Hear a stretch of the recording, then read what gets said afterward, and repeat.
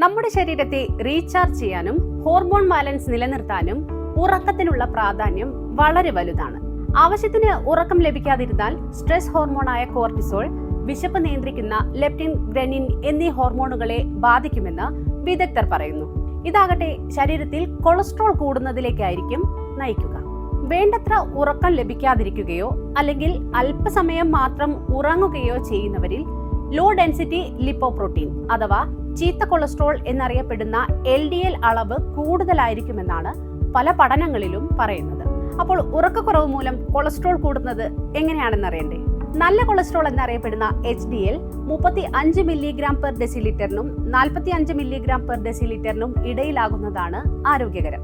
HDL level ഇതിന് താഴെയാകുന്നത് അനാരോഗ്യകരമായാണ് കണക്കാക്കുന്നത്. അതേസമയം ചീത്ത കൊളസ്ട്രോൾ എന്നറിയപ്പെടുന്ന LDL 100 മില്ലിഗ്രാം പെർ ഡെസിലിറ്ററിന് താഴെയായിരിക്കണം ഉണ്ടാകേണ്ടത്.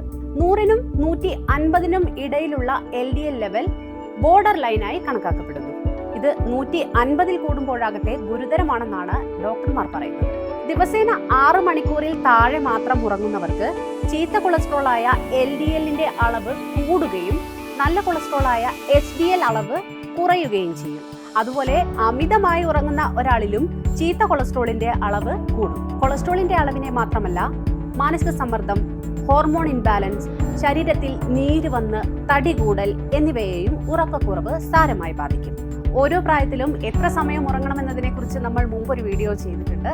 അതിന്റെ ലിങ്ക് ഐക്കാർഡിൽ കൊടുക്കാം. കൊളസ്ട്രോൾ കൂടുന്നത് തടയാൻ ഉറക്കത്തിന്റെ കാര്യത്തിൽ എന്തെല്ലാം ശ്രദ്ധിക്കണമെന്നറിയട്ടെ? അടുത്ത വീഡിയോയിൽ കാണാം. അതുവരെ ഹെൽത്ത് ആൻഡ് വെൽനസ് യാത്രയിൽ നിങ്ങൾക്ക് മുതൽക്കൂട്ടാകുന്ന വിവരങ്ങൾക്കായി ഹാപ്പിയസ്റ്റ് ഹെൽത്ത് വെബ്സൈറ്റ് സന്ദർശിക്കും.